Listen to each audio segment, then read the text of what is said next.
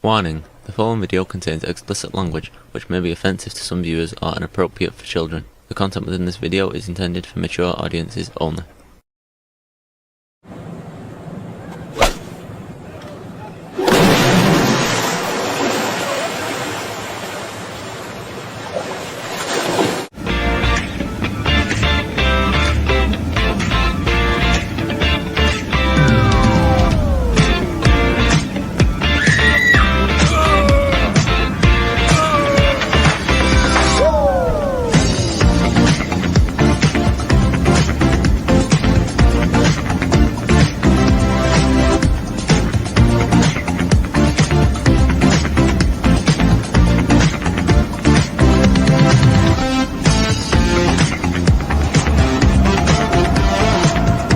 Hey everybody, it's Jeff.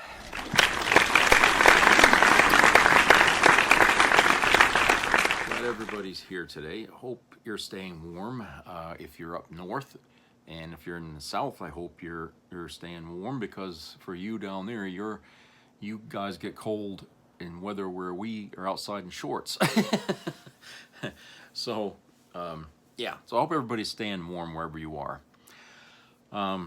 So today, I had to have my battery replaced in my pickup.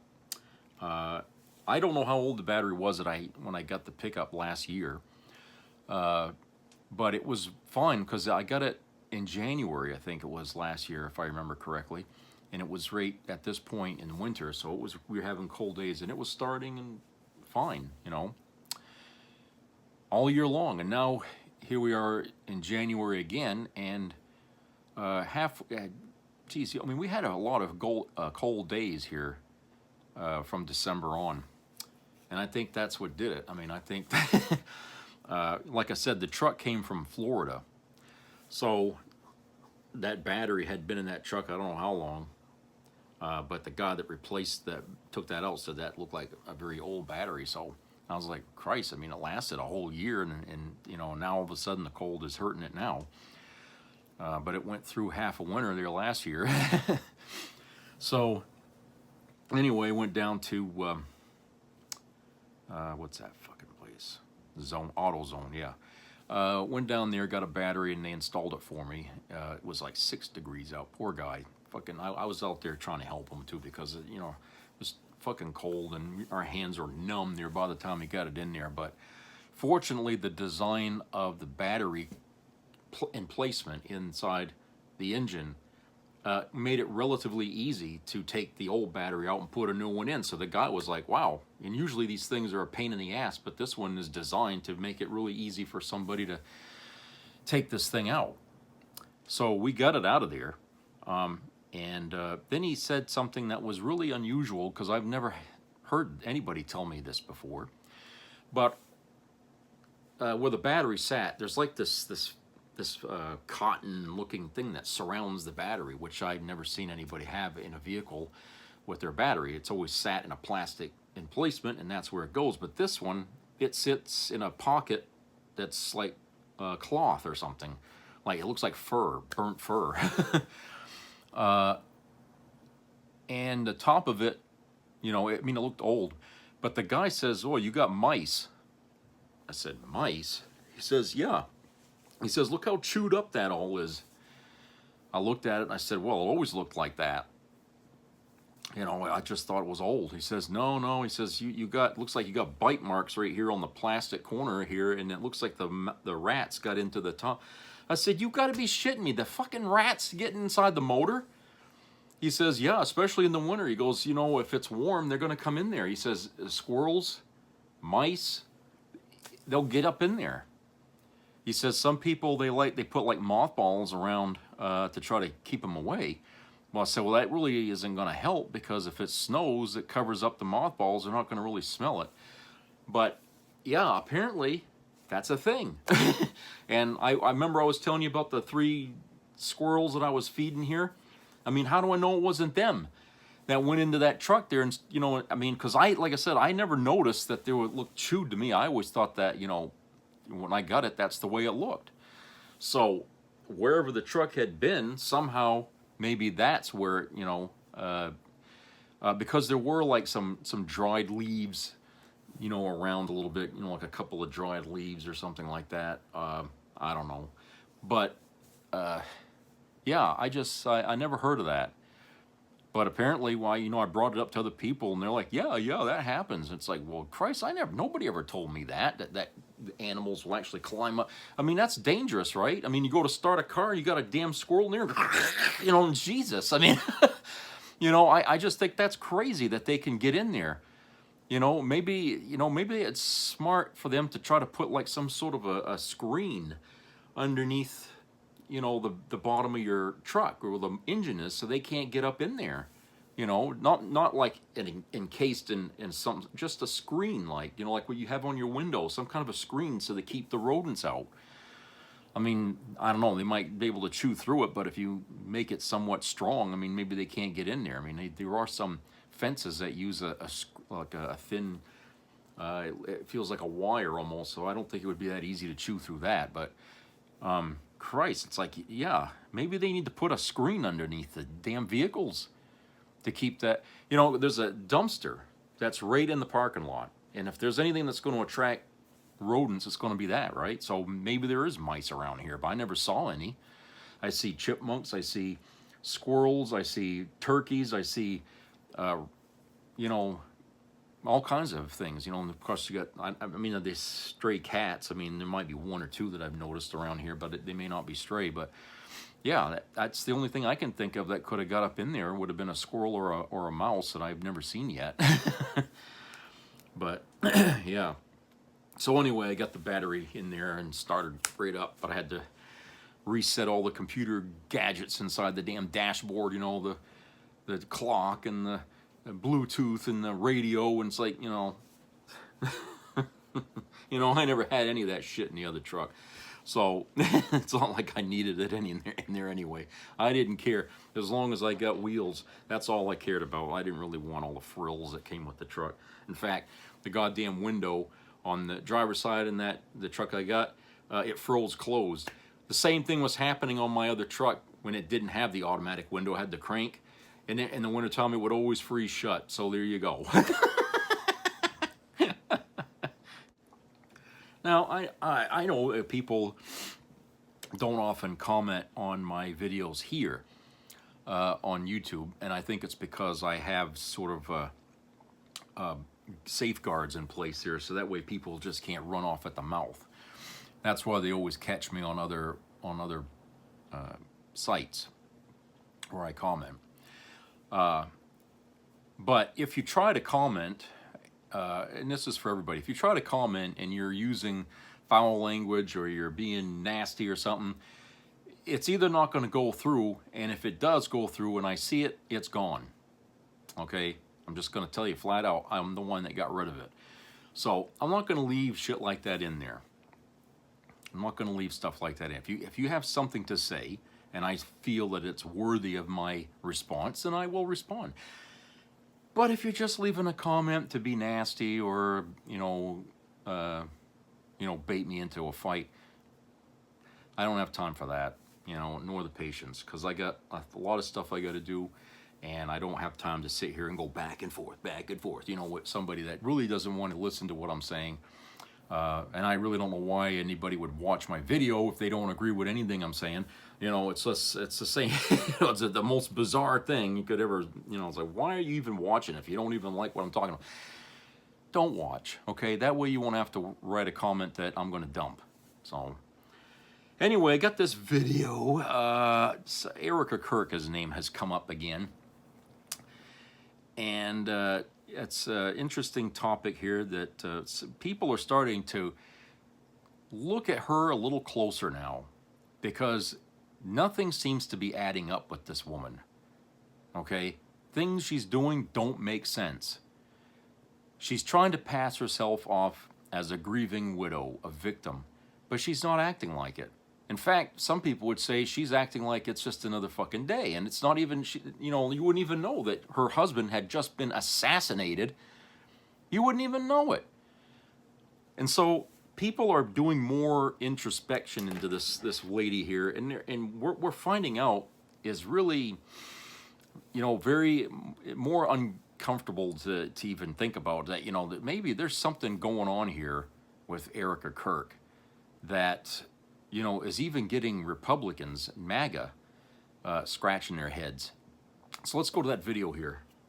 Culture war catfight between Charlie Kirk's widow Erika Kirk and MAGA podcaster Candace Owens reignited recently and kind of went instantly nuclear because Candace leaked new alleged audio of Erika Kirk giddily celebrating Turning Point USA's merch sales less than 2 weeks after Charlie was assassinated, and it does not look good, folks. Oh my God, bro. Oh, hell no. Now, I don't agree with either of these women. I think they're both terrible human beings. But I love seeing MAGA cultists claw at their own and tear each other down from the inside. And I think we've all seen the memes about how weird Erika Kirk's grieving process has been. We are Charlie Kirk.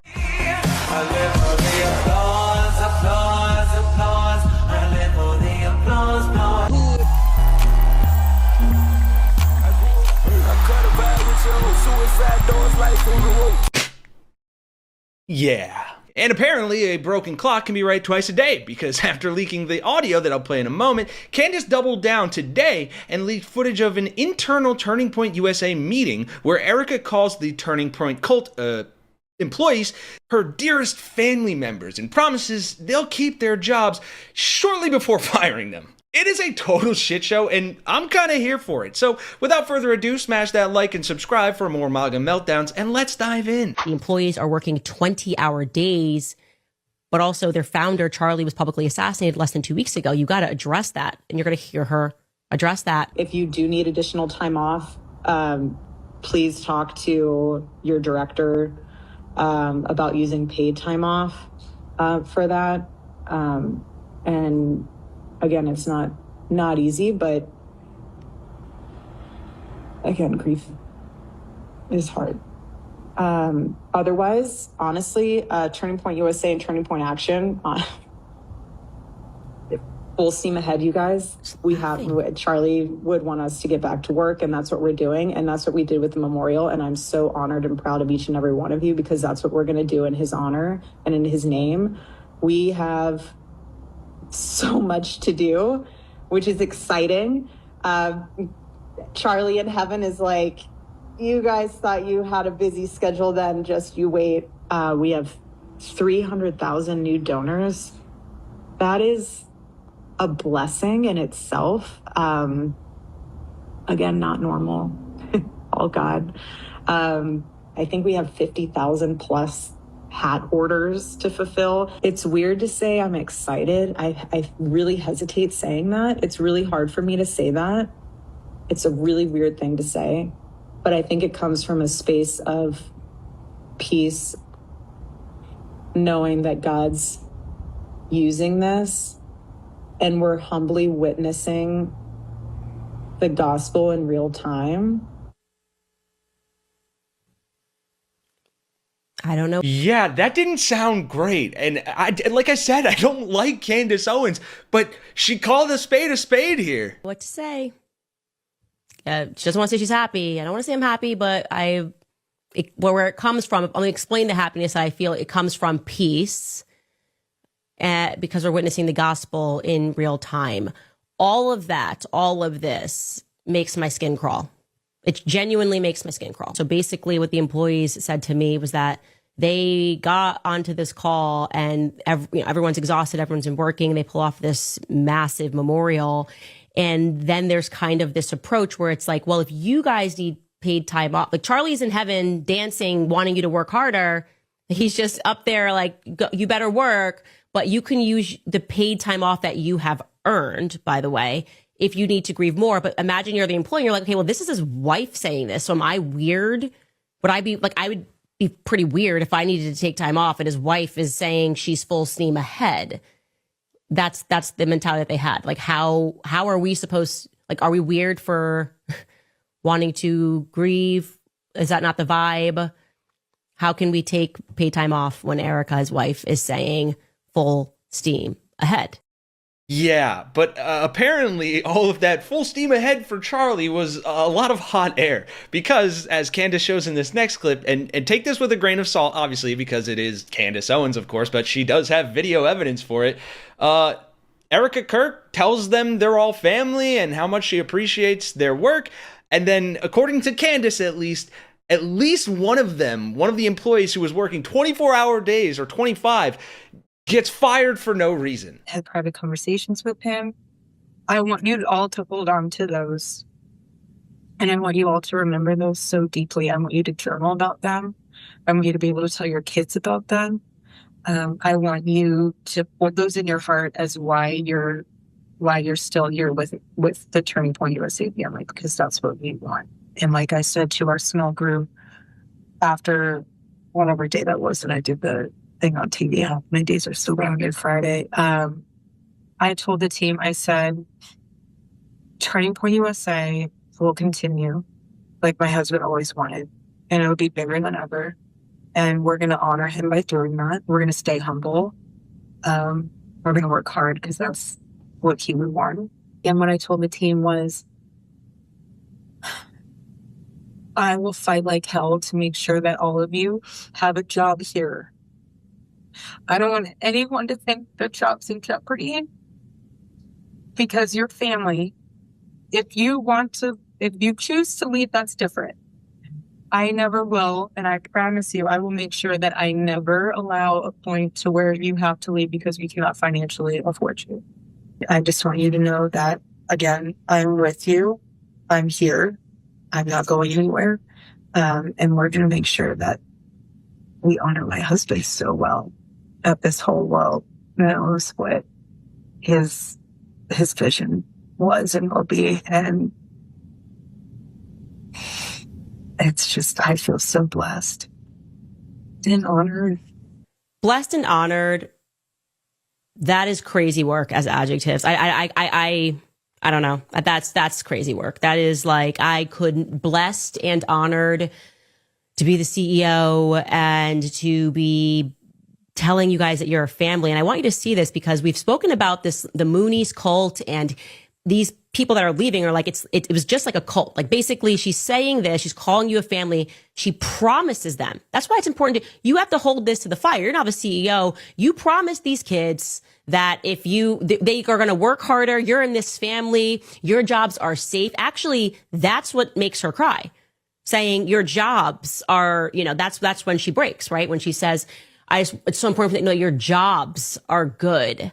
Like I feel emotionally attached to you guys working for me. And then you attach that to what we showed you of a young woman who, like I said, on everything, she never leaked anything. She never spoke to me, nothing, gets fired. And for asking a simple question, like literally, why am I fired? We've been working like 25 hours. Just get out. There's security there. That's it. We're moving a different direction. That is not okay. Okay, you're not allowed to say everybody grieves differently, so I don't have to answer any questions about that. And so I did actually comb through Candace's footage to see what she was referencing, and apparently, and again, huge grain of salt here, but according to her, people have told her that they were fired from the organization. I mean, listen to this. It's kind of wild. And I'm going to let you decide, and I'm going to tell you that the employees that chose to record this and the employees that are still there and upset with the manner in which people were fired are saying that they feel like it was like a cult. Like they knew something was off. They felt like they were being manipulated, that they were only given Erika as this symbol of you guys need to work harder, right? As though Charlie's wife was being used to convince employees that it is now a mandate handed to them by God to work harder, to sacrifice themselves, to work longer days, because this is their new family. Like this word, I've always been struck by this, describing the employees like a family, to drive them to work like horses, only to then fire them after $250 million is raised, is wild. So yeah, I mean, look, I think I've made my opinion on this very clear. Neither of them are good people, but holy hell does this footage and recordings, it all makes Erika look pretty bad, and it just raises more questions about her sincerity and what's really going on behind the scenes at Turning Point USA. I mean, they've raised millions and millions of dollars, and it really just adds to the irony of the people who will, shame and dox and harass people who make memes or jokes about what was a very horrific situation. But then after these people are getting executed in the street, like Alex Preddy and Renee Nicole Good and many others by ICE agents, they're entirely silent. They actually throw their Second Amendment, gung-ho, gun-loving enthusiasm out the window to side with the regime. And where I'll end this here is, I understand this is internet beef and drama, but, it is truly cathartic to see MAGA continue to tear itself apart from the inside. And really, I think the only hope we have of defeating MAGA is them burning themselves down like they're doing. So yeah, that's the story. I'm Kenny Hez for Really American. Be sure to like and subscribe and check out our Substack to get all the news you need to know. And I will see you guys in the next one. Okay, yeah, I hope you can see what I was getting at there. I mean, yeah, she's really not. I don't know what you'd call it. I mean, some of you they probably have a larger vocabulary than I do, but she certainly doesn't act like a grieving widow. It sounds like she's been given, like she's won the megabucks or something like that. Elated that she's running this thing that her husband had, and now it's in her hands. And people are getting kind of annoyed with, how she's presenting herself after, what happened to her husband there. So yeah, it's bizarre. So people are watching this. I hope she understands that you are being watched. People are recording you, Erika, and you need to keep an eye there, watch what you're doing there. Anyway, here's this other article here from Mediaite, written by Michael Luciano, published today. Fox's Brit Hume says Trump's immigration crackdown has hit its political limits, and he cites a brutal poll. Fox News chief political analyst Brit Hume reacted to a brutal poll showing that a majority of voters believe the Trump administration's immigration crackdown has been too aggressive, end quotes. Since taking office, President Donald Trump has pursued a supercharged anti-immigration regime that has involved thousands of federal agents across the country. In recent weeks, about 3,000 agents from Border Patrol and Immigration and Customs Enforcement have been deployed to Minnesota, where they have fatally shot 2 U.S. citizens. After the second shooting, Border Patrol Commander-at-Large Greg Bovino was withdrawn from the state and will reportedly be reassigned before retiring. On Wednesday, Fox News published a poll showing that 59% of registered voters believe that ICE has been too heavy-handed in its operations. That is a 10-point increase since July of last year. Well, yeah, okay. Moreover, 55% said they disapprove of Trump's handling of immigration, an issue that was once his strongest. On Wednesday's special report, Hume said the survey indicates that Trump's deportation program has, quote, hit its political limits, unquote.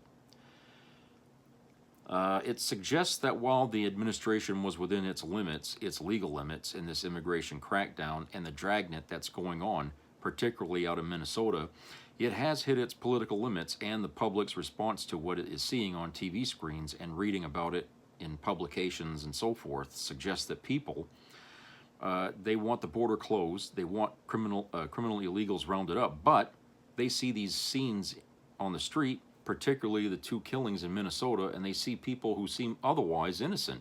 Although they may be here illegally rounded up, they don't like that. We have a compassionate people, and even illegal immigrants are not beyond the scope of that compassion. I think the administration is being seen as having gone too far on this, and the polls certainly suggest that.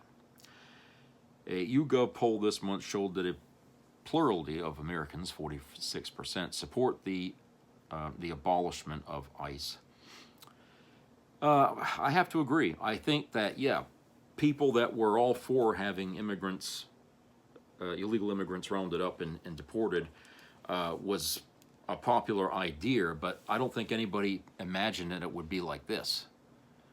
You know, because we've had, you know, under like Obama and Biden, we had people that were picked up that were illegal immigrants and deported, but it never got the attention of the press like it does now. People weren't shot, you know, innocent bystanders or anything like. We didn't have that. But when Trump got in there, he ratcheted up the chaos. Prior to, you know, trying to get more agents out there and everything. I mean, he kind of turned it into a little militia, you know. And now people are saying, look, I mean, you give people too much power and authority, and they will abuse it. Okay, and you have people in this these brown shirts, whatever you want, you know, this ICE people here from all walks of life, and some of them aren't coming from a very good walk of life. Do you expect those people to behave civilly? Obviously not. I mean, that's the reason why certain people are allowed in the military and some aren't. I mean, if you're a kid and you've got a police record or something, or they're not going to take you. But apparently with ICE right now, Trump is saying he did away with all that. It's like, take whoever, you know, just give them money. You know, if they want money, give it to them and put them in some fucking Kevlar vest or something and send them out. That seems to be the only requirement. And people are noticing now, when they compare a police officer to an ICE agent, you see more professionalism from the cop than you do from the ICE agent. And even the police are saying these people are crazy. You know, not saying they're crazy, but they say they really are chaotic in how they handle things. And they make it worse when people are watching. Just your average citizen notices it. They say, you know, why you got 8, 9 people piling up on top of this one person who looks like they couldn't fight their way out of a wet paper bag. And you guys are, you know, dragging them down the street. You got everybody crying. You got, you know, people, and you're being rude to everybody. You're pointing guns at people. You know, what the hell is that? Do you realize how you look when you do that? You know, put yourself in the shoes of the public watching this happening. Okay, you can't tell me you're not going to see anything wrong with that. Okay? I think most people who have a soul or a conscience can identify bullshit when they see it. And the way ICE has been handling their little job that Trump gave them is bullshit. Okay?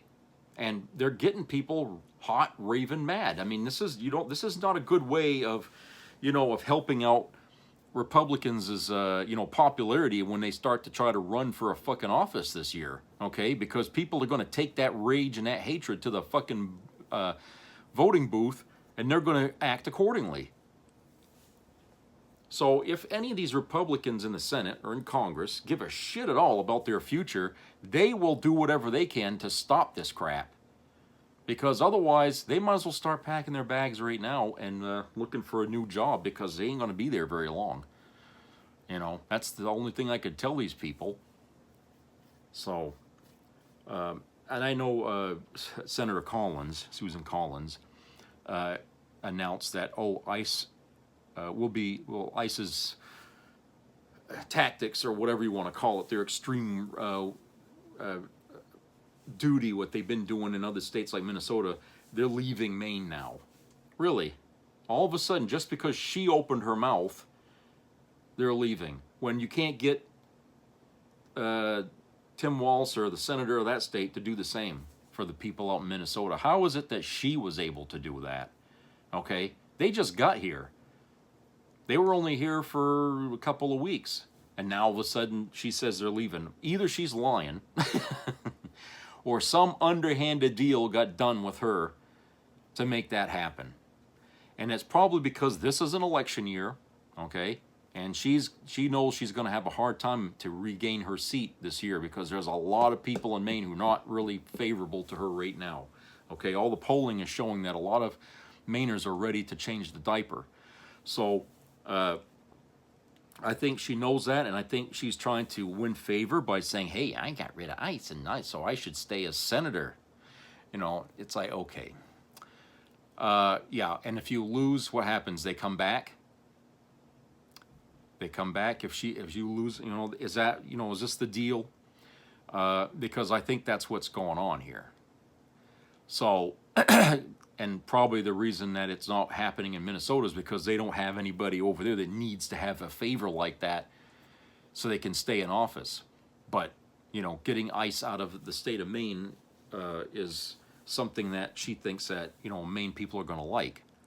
But like I said, just because, you know, you might dampen it here in Maine doesn't mean it's going to be dampened in the rest of the country, and we are still seeing all the shit going on in the rest of the country, which angers everybody around the country.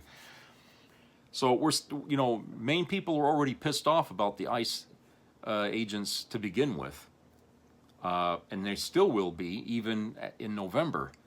So whether they're here or not, you know, doing what they do, what they've been doing, like in Minnesota, it still isn't going to stop anything, right? People are still going to be pissed off and upset and worried that it's going to continue and happen here. So, like I said, it's, you know, I don't know of how else, you know, to lay this out that, you know, ICE is wrong in this. The politicians are wrong and not trying to do everything they can to stop it. And I can't believe that they don't have any way to leverage some influence to get it to stop. You know, if you know how politicians are, everybody knows everybody's dirt and skeletons. You can't tell me that they don't know a way to apply pressure where it's needed to get things their way. So, like I said, you know, if you're gonna fight dirty people, you got to be dirty too, you know. And I think a lot of people have been echoing that same sentiment in the last 9 or 10 months here. That in order for Democrats to save face, they're going to have to get down in the mud and fight this out with them too, because this is not going to end any other way if you don't, you know. So let's go to a commercial break. We'll be right back.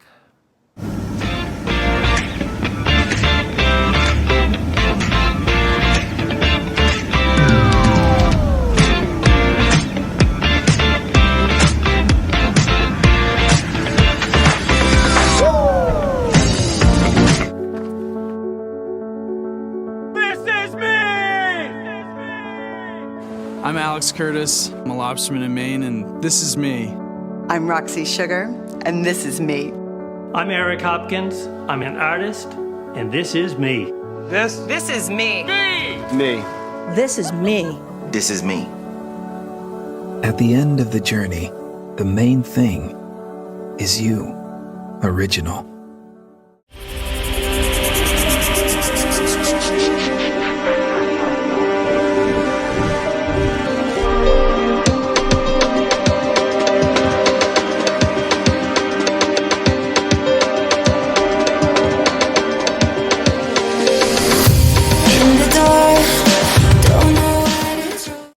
A documentary about Melania Trump, Lady Einstein, is selling fewer tickets than a Spirit Airlines flight to Gary, Indiana. This is real. This is happening right now as the world burns, as the state executes U.S. citizens in broad daylight across Minneapolis. Somebody spent the GDP of a small island nation to film this woman packing boxes. I shit you not. The official plot is Melania Trump prepares to move into the White House. You know, Will and I have seen more dramatic Ring doorbell footage on our Nextdoor and Citizen apps, but real quick film, it covers 20 days. Melania made $28 million, $1.4 million per day. I did some cowgirl math. That's $58,000 per hour, $972 per minute. Melania Trump made more money taking a pee filming than most Americans make in a week. She got paid the salary of a neurosurgeon to point at a box and say, put scarves in there. When you start pulling out the thread, though, this whole thing unravels. When you find what's going on below the surface here, it will show you exactly how the oligarch works in 2026. So Jeff Bezos had dinner with Trump at Mar-a-Lago. Just the two of them, just a little bromance between two of the worst people on the planet. Casual dinner, maybe some wine. 3 weeks later, Amazon paid $40 million for this documentary. The most Amazon has ever paid for any content ever. More than the Lord of the Rings series. Amazon Web Services also, just so you know, contracts with the Department of Defense, worth billions. Blue Origin has NASA contracts worth billions more, also a Bezos product. The federal government is one of Bezos' biggest customers. He writes them then a $40 million check to the president's wife, Lady Einstein, for a whole movie about packing boxes. The former director of the U.S. Office of Government Ethics said, "This looks like buying access and paying for a little favor." Melania kept 70% of that $40 million. She pocketed $28 million. The First Lady took $28 million from a man whose companies depend on federal contracts while her husband runs the federal government. Completely legal, I suppose. Lady Einstein is considered a private citizen for ethics purposes. She can take tens of millions from government contractors and nobody can do anything about it. Amazon spent an additional $35 million on marketing. That's more than NFL commercials. She also has a full takeover of the Las Vegas sphere. You know, that glowing orb you normally see jellyfish or projections of space on. Now it's showing Melania Trump's 50-foot face just looming over Vegas like Big Brother.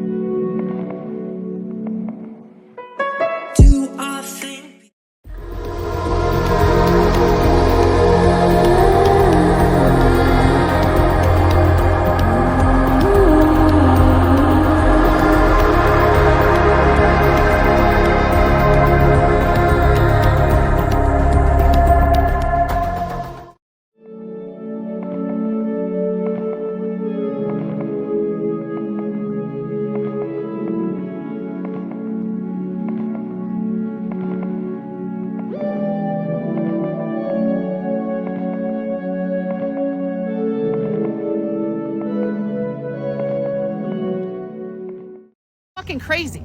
This is fucking crazy. I don't recognize our country. This is crazy. And it's got to stop. And if Minnesota falls, everything falls. And I firmly believe that. We're done as a nation.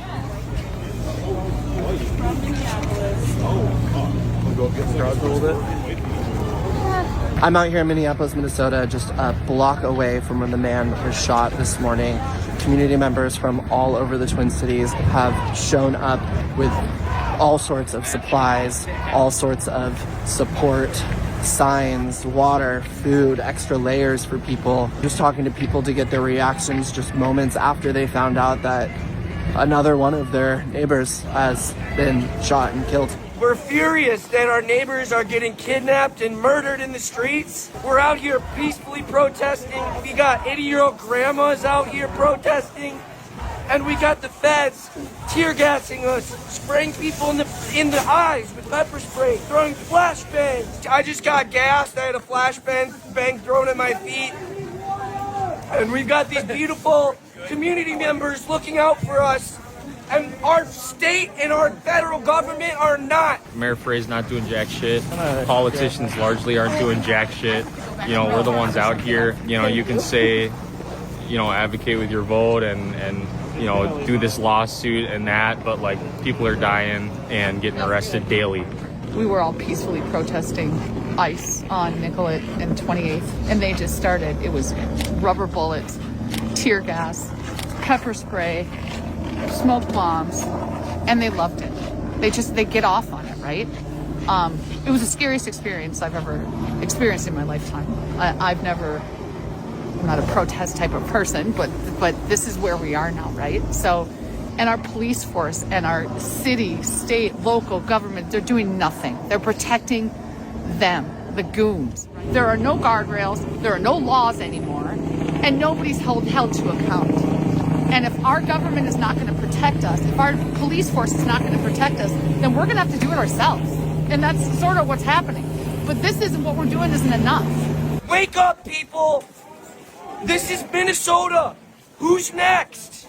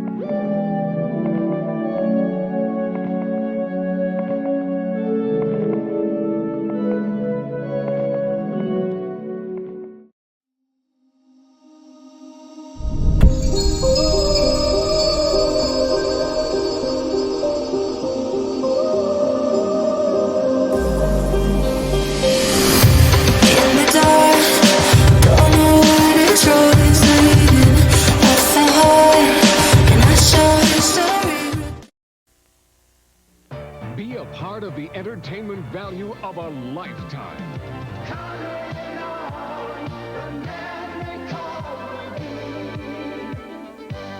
I loved it. It was the best performance I've seen in a lifetime. I loved the show. I liked it very much. He's a very entertaining man. It's well worth the money. Now appearing in Charlottetown, coming to Halifax November 6th to the 18th, and St. John November 20th through the 26th.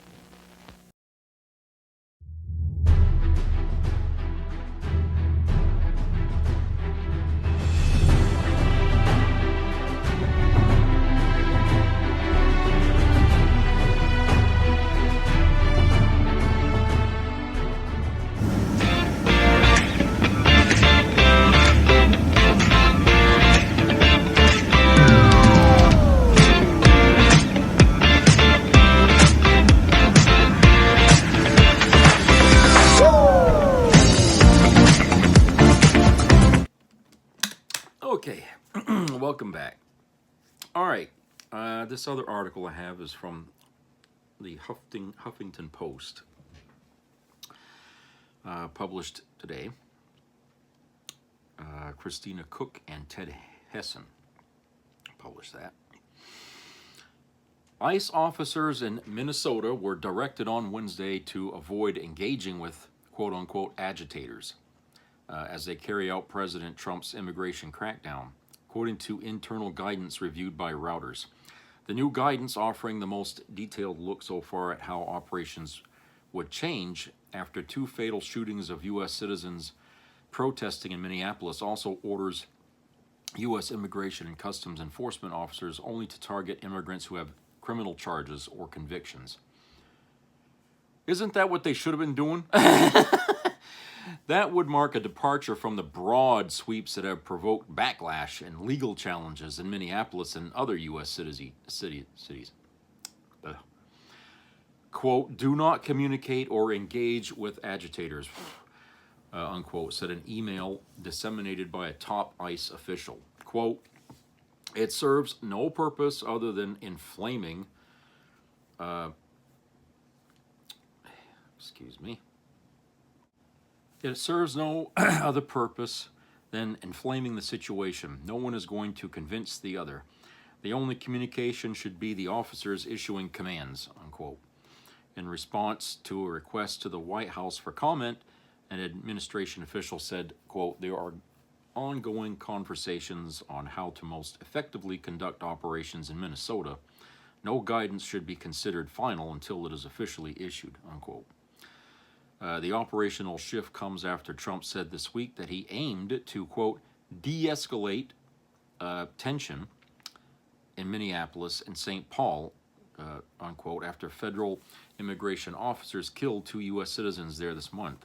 In both cases, Trump officials swiftly portrayed the deceased as aggressors, an assertion undercut by video evidence. Trump tasked border czar Tom Homan to take over operations in Minnesota, and what a senior official told Reuters would be a shift to a more quote-unquote targeted approach to enforcement. Border Patrol Commander-at-Large Gregory Bovino, who led confrontational sweeps in Los Angeles, Chicago, and other cities, was demoted and will soon retire. Under the new guidance outlined in the email, ICE officers will receive megaphones so they can issue commands to the public and, quote, need to verbalize every step of the arrest process, unquote. The guidance does not describe what sort of actions would trigger commands or what officers should do if commands were not followed. So they set up yet still a situation that could lead to more violence. Okay. They stopped just short of telling them what to do, they say don't engage anybody, but if they try to do something, it's still up on you to decide what to do. So what really changed here? Zero. Nothing. Okay. But yeah, from the very beginning, they should be more focused on what their objective is and not, like they said, just dragging everybody watching into the fucking problem, okay, which is getting people killed. And one way they can do this, in my opinion, is don't show up in force if you're going after somebody. You just show up with 1 or 2 guys, okay, and they ain't wearing fucking hoods and they're not, dressed to look like they're ready to fight a war somewhere, and they ain't carrying heavy guns. All they need to do is apprehend people and take them away. That's it. That's all they got to do. There's no call for M16s or AK-47s or bazookas or whatever the fuck they're bringing with them and dressing with enough armor plating there to, to hobble any soldier, serving today in this country. There's no point in that, because if you come to the game looking aggressive, people are going to approach you aggressively. Okay? Think about that. When you watch cops, okay, the cops, yeah, they're carrying sidearms, they got tasers, they got spray, they got a gun. Sometimes they might even be wearing body armor over what they're wearing. But they're calm, okay? They start off peacefully, okay, until the situation warrants to become more aggressive. But they always start on the peaceful note first. They ain't got the guns in hand, okay? They tell you step by step what they want to do. They ask you questions, okay? And they try, to do things in a professional way where nobody can get hurt, okay? And it all depends on how you react and respond to them. If you're belligerent to them, they're going to ratchet up things just a little, okay, to compensate. Because, if you're kind to them and stuff, you won't have to worry about a gun being pointed at you. Just do what they ask you to do. Show them your ID and all that stuff, okay? But you see what happens when ICE shows up? See, because their reputation is already stained as it is, trying to ask them to dial it back at this point is really not going to help, because people have already got it in their mind after a year of this shit that these people are not to be trusted.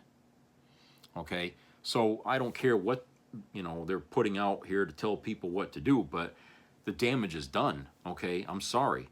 At this point, the best thing to do is turn this matter over to another agency's hand, maybe a local police, would do better at this shit than the ICE agents, okay? Because it seems like they got amateur hour going on out there in this country, and these people are getting others killed. You know, innocent people. I mean, people who had a future, who did stuff for our community. No, and I feel like, you know, at this point, ICE needs to withdraw. They need to, you know, surrender, as it were, and let local law enforcement pick up this fucking thing, and let them do it by the book, okay, as they do everything else, okay? I'm sure local agencies could probably handle this situation a whole lot better than the federal government. Because I've said many times before, whenever you ask the federal government to do anything, they're like a bludgeon, okay? They don't know how to do things with finesse, the federal government, okay? They make rules, and the rules themselves don't factor in, you know, scenarios, different scenarios where this rule may not apply. They never think of that. They just write out a fucking rule, and, you know, they expect people to follow it in a black and white world. But the world isn't like that. And so when the federal government gets involved in doing anything like this, it's going to be done rough. It's not going to look pretty. I mean, think of the military. We ask the military to fight a war. We don't tell them to fight it, you know, in a certain way. We just tell them to win it. And they will. And it ain't going to look pretty when they do it. Okay? So that's the way it is with federal agencies. Now, Christ, the FBI does a lot better job at doing things than the ICE people do, okay? They really do. I mean, because they don't try to put on airs of superiority or might, or try to terrorize communities as they do their job. They walk, they got nice clothes on and stuff, and they you know, they try to be professional and courteous, and, you know, they take things easy because they want the situation to remain easy, okay? But these ICE agents, if you piss them off, they're going to ratchet it up to chaos instead of easy, you know? And this is why we don't need them, okay? They can't do this job. ICE is unable to do the job that Trump has asked them to do, you know, whatever the real reason is behind it. So that's why we look at Trump and we say, Trump, you know, does this really matter to you at all that you really just want illegals out of this country? Because it looks like your guys are out there attacking everybody, okay? They're not singling out just illegals. They're going after everybody. Anybody that looks at them cross-eyed now becomes, oh, you're going, or you're dead, okay? This doesn't define what you wanted, what Americans voted for you for. This was not in their definition. They were really expecting only illegals to be deported out of this country. And you know, no matter how tough Trump has been here with this shit, Obama still did better at this than he did. He actually deported more people than Trump. Okay? And we never heard much about that, did we? We never did. It's because these people knew how to do the job under a proper administration and do it in a civilized fashion with professionalism. Unlike this fucking White House that, well, professionalism just gets in the way, and so does civility, so we're just going to go in there guns blazing, okay? Like he's some reject from an 80s action thriller or something. Okay, I feel like that's the difference between Obama and this. You had class as president, and now you have classless as president. Okay, and so everything that the classless guy is going to do is always going to fall apart and blow up in his face. It shouldn't surprise anybody. And you know, I just think that, you know, this is, you know, kind of funny that they would put out this thing to tell ICE agents don't engage with people if they're yelling at you. Really? That's, you know, you think that's going to stop it now? No. There'll still be problems. Because why? They don't feel like there's any accountability there. What if they do step over the line again? Or is there going to be any movement to punish these people? Or are they just going to be fired or retired where there really is no consequence? They're just going to, you know, disappear. Where's the justice in that? It's like, you know, Ted Bundy saying, well, you know, you get a detention for setting the school on fire or something. You know, there's no accountability. Or, you know, we're going to take away your college credits because you killed all these women. That's the way this looks. You're getting fired for killing somebody or whatever, or being the man in charge for killing somebody. you know, and all they get is, you know, you're a forcible retirement. Geez, I wish, you know, it sounds like a nice cushy job, you know, where you don't, even when you screw up, you're still treated good. You know, but I think that, all kidding aside here, I really think, you know, it's a situation that, you know, we can't just, you know, turn into something that's, you know, comical or anything like that. But it is serious, and, you know, we have to think about that when these people in the government, they just to shut people off, will just say, well, we'll fire this guy, or we'll forcibly retire him, and they think that's going to quiet concerned voices. No, because we're going to see that only one way, is one person covering the ass of somebody else. Okay, and this guy will, wherever he goes, if people remember what he looks like, you know, God help him. You know, what was it? Somebody I had said to me that, you know, when Trump is gone, you know, when this regime is gone, there won't be anybody protected anymore that did all this shit. That's going to come to an end, and people are going to still be wanting accountability, and they'll go after these people that were involved in this ICE stuff. Every one of them. They're going to hunt these people down, and they're going to be brought up on charges. You know, for some of them, severe charges. Some may not be, but they'll take each one of these people, and they'll be punished. So they're not going to get any immunity from the next president that comes in there. Okay. Because, like I said, we don't follow that excuse that I was just following orders. Okay. You know, you have a conscience. You're not a robot. You're a human being. And if you don't have a conscience to be able to distinguish a bad order from a good order, you shouldn't be doing the job. Okay? Really, you shouldn't. You don't have the character to do that job. Believe it or not, there are some jobs in this world that require a certain personality to be able to do and do well. If you don't have that personality, you're going to be fumbling in the dark all the time, and you're going to get in trouble. You'll probably end up in prison. Okay? So, yeah, this is a job, you know, what these ICE agents are doing that many of them should not be doing, okay? They're more like bouncers at a fucking nightclub or something. I mean, that's about all they can do, you know? Okay, now lastly, this other thing here is kind of funny, because there's actually two things that Trump obsesses over here. One of them, as we all know, is the Jeffrey Epstein files. The second thing is his obsession with the way the voting turned out in Georgia. He's still on that goddamn tirade of him being cheated out of a victory. All right, so they have this article here from A Dose of Democracy that says here, America's wannabe dictator just cannot stop obsessing over his embarrassing 2020 election defeat at the hands of Joe Biden. Yesterday, Director Kash Patel sliced FBI agents on the election office in Fulton County, Georgia, to collect all ballots, tabulator tapes, ballot images, and voter rolls in his boss's desperate, never-ending quest to rewrite history and explain away his crushing loss. You will not be surprised to learn that legal errors in the initial warrant were challenged on the scene by county officials, forcing the FBI to pause their raid and obtain a corrected warrant. These MAGA adults can't even fraud well. I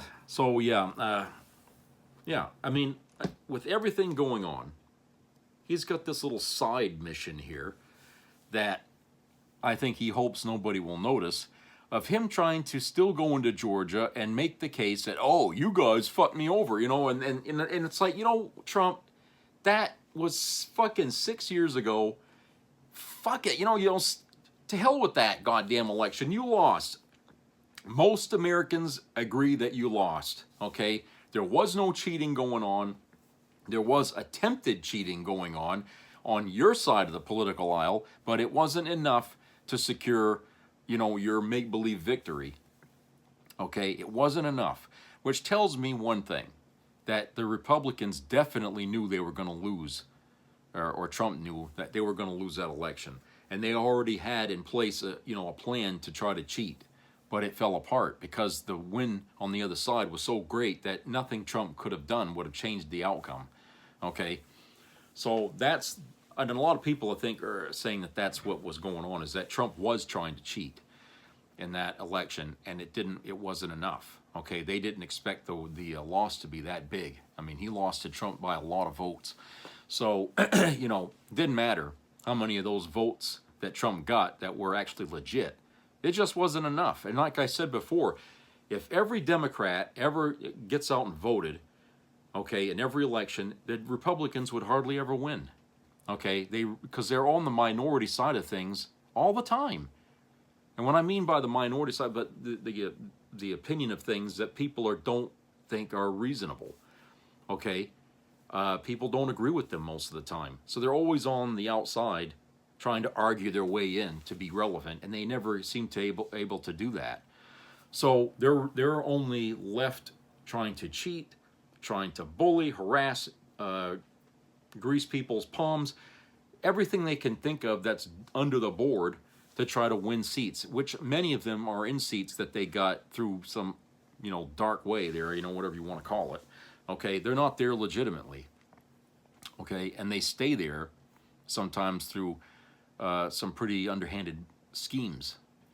So, yeah. So here you got the master schemer. I ain't gonna say he's master, because he really does leave a huge trail of breadcrumbs behind his ass wherever he goes. Okay, it's so easy to connect the dots with Donald Trump when he does something, because he leaves so much evidence around, and it's impossible to ignore it. I mean, unless you just deliberately don't want to see it. Okay, but yeah, Trump, he does this. Everything he does, it's got to be in an underhanded way, because I don't think he knows an honest way to accomplish anything. Okay, his whole life he got things in an underhanded way. He kept himself alive in underhanded ways to make other people suffer so he could stay afloat. That's what he does. And so he wouldn't bat an eyelash on trying to cheat in an election, and that's what he tried to do. That's what he fucking tried to do in that election. He was trying to cheat, and he couldn't get enough momentum to cheat, and cheat big, because the bigger the scheme, the more you're going to have to rely on all kinds of people to stay silent about it. Okay, Tina Peters is one of those people probably caught into that mess. Okay, but you got to depend on a lot more people to keep their mouths shut, and everyone doing their part to keep the evidence from revealing itself. Okay, so the bigger the cheat, the harder it is to keep it covered up. So I think, Trump really couldn't make it a huge thing. He thought he could hit key areas where he could, steal a victory. And it didn't work out, because the momentum against him after the fucking first term he had was so big that, there was no way he could win. There's just no fucking way. And even I knew before November that year that Biden was going to get it. Too many people were so pissed off at him at what he didn't do as president, and the bullshit that he was trying to sway people with through the whole time he was president. Okay. He really just, he really botched the whole fucking reason to being in the White House. So he won't acknowledge that, because in his mind he's perfect and nothing he does is wrong. Okay, everything he does is perfect, and he even sells his lie as something that's great. He's the guy, Barnum and Bailey. I mean, he's the guy that will sell you the fucking piece of shit car that, make you think that you're buying a piece of gold. He'll do that, knowing that it's not a piece of gold. He'll do it, and that's the way he campaigned in 2024 against Kamala Harris. He was trying to paint himself as the gold, when we already had a whole year with him as president that proved he ain't nothing like that at all. But a lot of people believed him because they probably didn't live that fucking year or that 4 years with him. Or if they did, they weren't paying attention. They were probably kids at home playing video games, and they weren't keeping apprised to the fucking news. And if you're not watching the news, you're not staying connected to what's reality. Okay? It's easy to bury your head in the sand and just forget that the world doesn't exist. And then come out and do stupid things. But, you know, a lot of people, I think, in his first term just didn't care. You know, they just didn't care. And those were the people who years later came out and voted for him because they have no memory of what the fuck he did when he was the president the first time. That's MAGA. That was a lot of MAGA right there. Now a lot of those people, the young people, they're turning on him now because now they know they've been sold a bill of goods that they're not going to get. They believed him when they shouldn't have, and now they're falling. They're all having the blues here of Trump, and so that's what happens when you don't pay attention to your world around you. You know, you make mistakes that can be and should be avoided. You know, no excuse. Okay, everybody, that's it for today. So I hope everybody has a great rest of the week, and subscribe, comment, and share. And, you know, keep your ears open for health issues and watch each other's back out there, okay? We still have ICE heavily operating in other states. And, you know, when you see these people, if you don't want to end up with a bullet in your head or something like that, give them a wide berth, okay? But if you're going to confront them, make sure there's more than one of you. You know, strength in numbers. That's the way it's got to be. I mean, why do you think they come out in force with numbers? Because they think that's intimidating you. So you have to come back with them with more people to intimidate them, so that way they'll think twice before they start pulling guns. So that's what you got to do. All right, I'll talk to you later. Everybody, take care.